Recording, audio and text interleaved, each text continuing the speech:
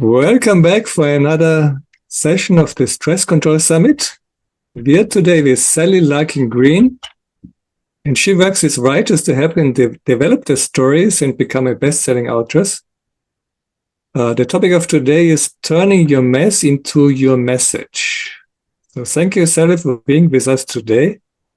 You're And tell welcome. us a bit how you're helping your clients to really develop themselves. Yeah, all of this started in 2020 when the world stopped. Um, I looked in the mirror one morning and realized that I was a mess. I was a total mess, spiritually, emotionally, financially.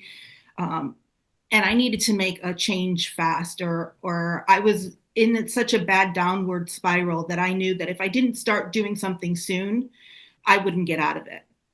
And so I did something that people tell me is amazing, but at the time it was just something that was necessary. I started working on myself. I realized that I was really good at taking care of everybody else. I was really good at taking good of my family. My parents are elderly. My husband had been going through some health issues, but I was really bad at taking care of me. And so I went on this journey of self care. I went through the cabinets, I threw out all the treats, and I started eating healthier. I looked up recipes. I started getting up early, and I call it my coffee with Jesus. And so I would just sit there and talk to him and have a cup of coffee, and I would write down things that were happening in that had happened in my life and things that were happening in my life, and things started changing.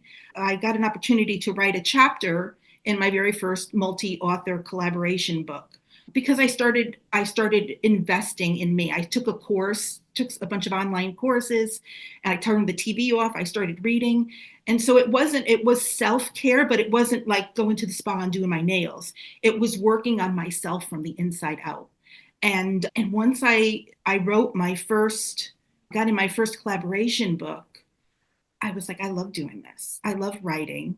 And so I got in another one and then another one. And so right now I've been in 22 of them in the last 4 years. I'm the vice president of the company. And that's what we do is we help other people write their stories and share, because when you tell your story, other people are going through the same thing. And so you're able to help pull someone else up and, like I said, turn your mess into your message and help others out.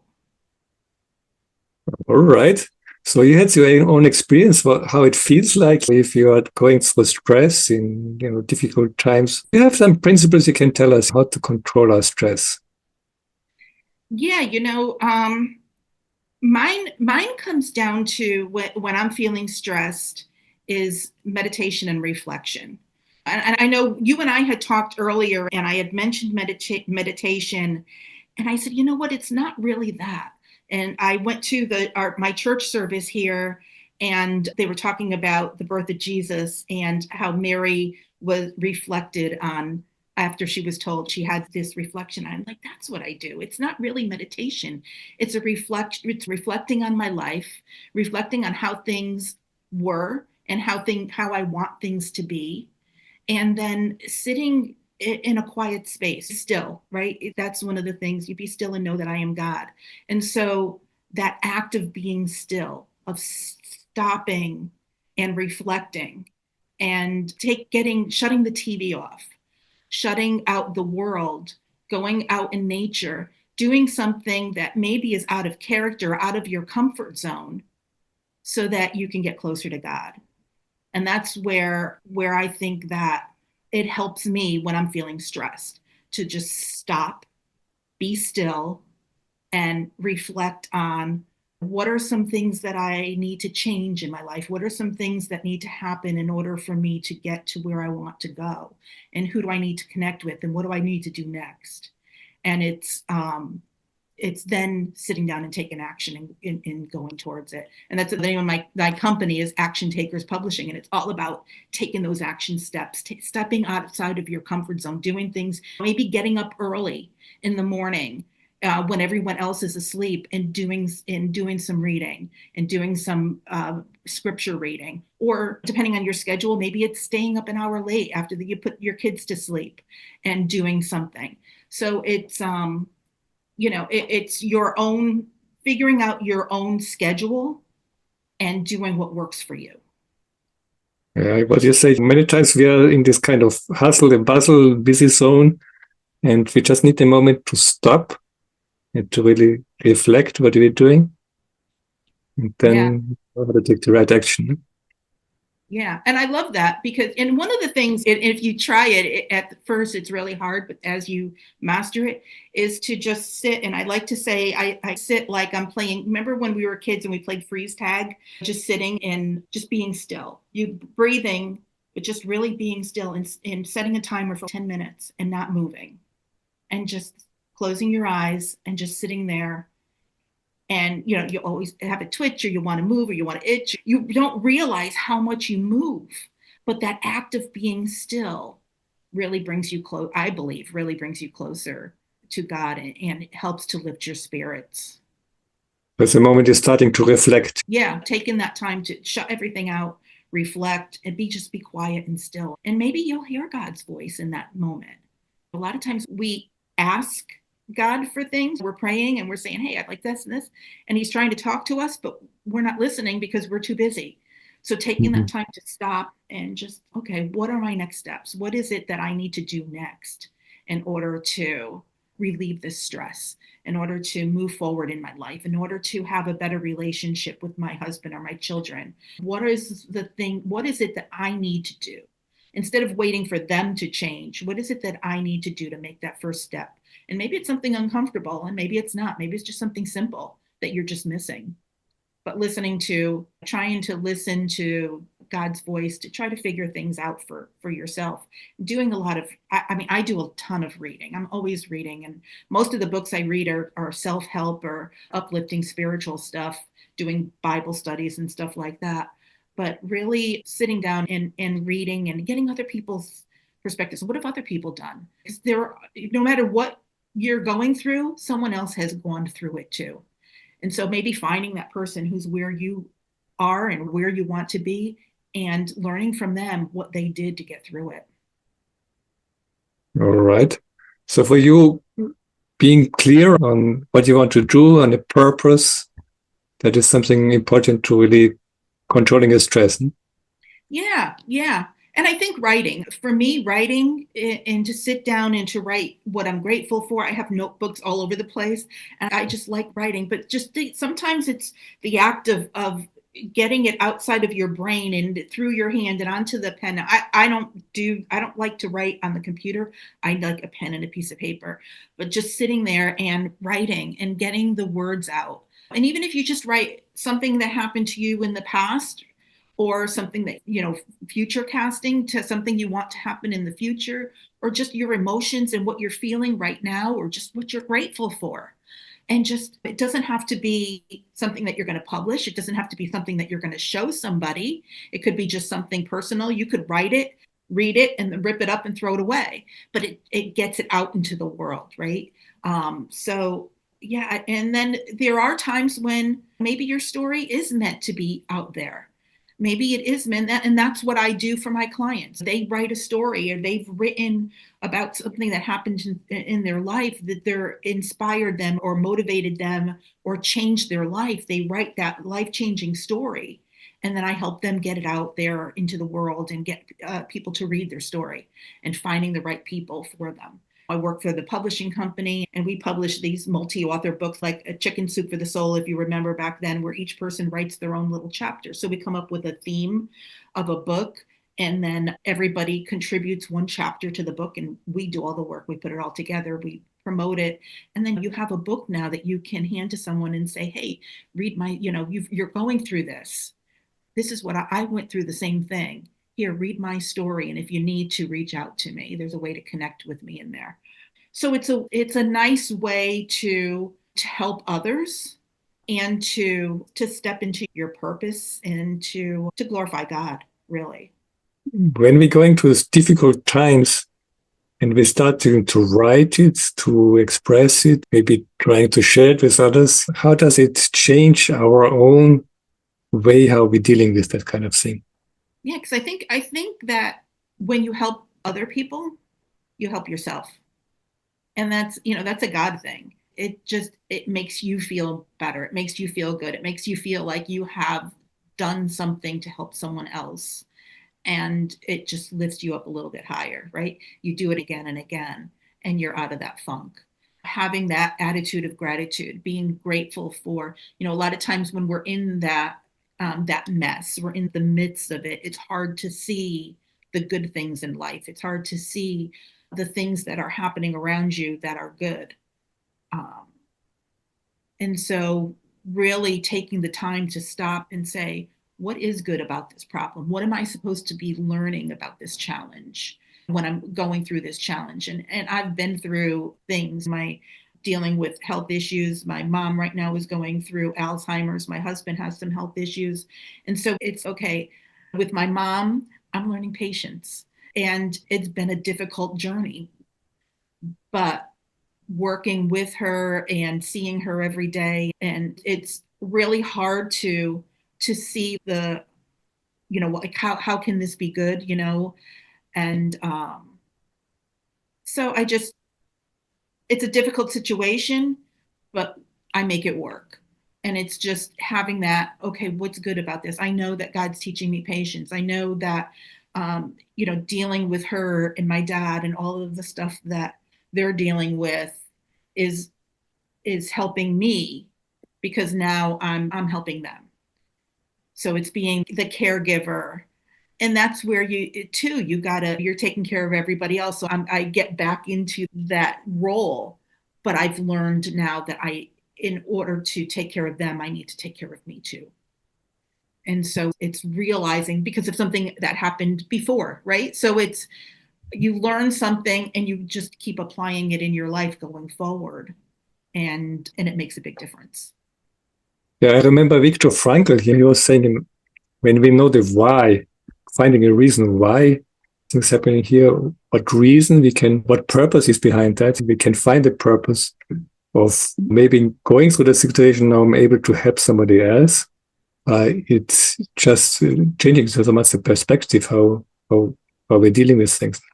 Yeah. Yeah. And changing your perspective is key. And I think it was Wayne Dyer who said, when you change the way you think about things, the things you think about change. So it's changing the way you're thinking about the situation. And instead of why me, think about, I was chosen for this. So it's just changing your perspective. So it can be a really blessing to share a message with the world and writing it down, knowing what you want to transmit to others. Yeah, absolutely. Absolutely. And you can be a blessing for someone else. And in return, then you're blessing yourself. And it opens up. And one of the things I noticed is that it's opened up for me. It's opened up a lot of now different opportunities. I was never a speaker. I would never have spoken here today 4 years ago. I had never been on camera 4 years ago. And the stuff that I've learned over the last 4 years, as far as speaking, as far as writing, as far as publishing books, and getting on phone calls with people around the world. I'm talking to people in India 1 minute, and then the next person is in Australia, and I'm having a blast with these people. And 4 years ago, I would never have even thought about that. I was running my life on Groundhog Day. It was get up, go to work, come home, go to sleep, and do it all over again. And it wasn't until 2020 woke me up, and I said, you know what? I need to do something different. And I need to step out of my comfort zone. And I'm up now. I mean, there are nights when I'm up 2, 3 o'clock in the morning working on this stuff and talking to people because of the time difference, or I'm up really early. And there's a lot of times I'm laying there and I'm like, I don't want to get up because it's nice and warm, or I don't want to get up because I'm tired. But I do it because I know that it's going to help me move forward, and it's going to help me, and it's going to help someone else. And so it's, like I said, it's stepping outside that comfort zone. It's doing things that maybe you don't want to do, and having some fun with life. Life isn't meant to be, I mean, if what I'm doing isn't fun, I don't want to do it. I want to have as much fun going forward, because I've lived my life the way that the things that have happened. I want to have fun in life at this point. And yeah, I think that a lot of people miss that piece. And if you're stuck in that Groundhog Day, do something to get yourself out of it. So if you're finding our purpose, it's something that's really liberating. It's something that you say, it's not that I need to do that now, but it's really my calling. It's really something I want to do because it's satisfying to really see the result. No? Yeah. And I think as we grow, and one of the things I wanted to say about the finding your purpose is as we grow and as we learn, our purpose changes. My purpose as a 20-year-old, I taught Sunday school for 30 years. My purpose as a 20 and 30-year-old teaching Sunday school was different than my purpose now, which is helping women and men to write and share their stories. So as you evolve and as life happens, so you don't get stuck in, oh, my purpose is teaching little kids Sunday school, I need to keep doing that. No, as you evolve, as you grow spiritually and emotionally, your purpose does change. So being able to make that shift and change along with it is key, and it is really important. So you've mentioned stepping out of our comfort zone. It's something that can make us grow. How was your experience with making the kind of steps? It's scary. It's really scary. I remember the first time I was with one of the women who was my mentor. Now she's my business partner. But we were talking, and I said, I've never done a Facebook Live. I've never been on camera on a live thing before. And I've been on like these Zoom calls and maybe just talked. So she's okay, hold on. When she like, all right, we're live on Facebook. And she just put me on Facebook, me and her on Facebook, and she started talking. Now, Sally, tell everyone what you were just telling me. And what do you want to tell people? And I was just like, I was stuttering, but that made it now easier for me, right? So now it was just like, okay, the next time it was a little bit easier. The next time it was a little bit easier. And I still don't like doing lives. I love like the interviewing and talking to people because to me, talking to myself on camera just doesn't seem right. But I'm more comfortable speaking now and I don't get as flabbergasted as I used to. So it's just a learning curve, and you step out of your comfort zone and things happen. Yeah, I totally get what you say. I prefer to be in front of a church of 1,000 people than to talking to myself. Yeah, exactly. But like you say, that thing of getting out of the comfort zone, it makes us grow. It makes us develop. Yeah. And you need that in life. You need to you can't stay stagnant. You need to take action, and you need to keep learning and keep doing different things. And because I think that's when we get into that stress or letting challenges and things that we're going through and things that are happening in our lives get to us. I think that the stepping forward and learning something new. There were times when I was going through stuff, I taught myself how to create websites. I went in and created a website for my cat because I wanted to learn how. And so I would go on YouTube and watch videos. I would just sit up, and I'd be up some nights till 1, 2, 3 in the morning, just working on and figuring it out and doing things. But it gave me a purpose. It gave me something to occupy my mind so I wasn't thinking about the problems that I had, got me living in the moment. And it taught me a skill. And now I use that in my business constantly. And if I didn't know that, I probably wouldn't be doing a lot of the things that I do today. But it's take time, find something you love to do and learn how to do it. All right. Do you have maybe a story? You were speaking about writing and how it's transforming our own experience. Do you have a story of somebody you helped to write a book and it was really changing their life? We've had numerous people. I'm trying to think. There was one woman, it was funny. Her son was in a wheelchair. He was born with, I want to say like muscular dystrophy or one of those things where he was in a wheelchair. And we asked her to be in a book. The book was called She is an Overcomer. And it was stories about women who overcame challenges. And so she came and she was like, I don't know, I want to write a story, but who wants to hear my story? I'm just a housewife and I've got my kid here and whatever. So I talked to her. I was like, "Are you kidding me? You have a great story," because she was a single mom raising a child who was disabled. And so I sat with her. She wrote her story. She put it out there, and we interview the author. So we interviewed her on our platform, and one of her friends saw the interview and said, "Oh, I know the guy who's a radio station host here in town, and he would love to have you on his show to talk about disability." So she went on his radio show, and then she got two or three other people started calling her. She had never been interviewed before. She had never talked about anything. And now she's getting calls, and she's doing things and working with the organization for her son. And she's doing all these things because of saying yes and writing her story in a book with us. And it does happen, and things do change when you sit down and write your story. All right. So it's something that really stresses the transformation. Yeah. And it can open doors and opportunities for you. Yes. All right. Yes.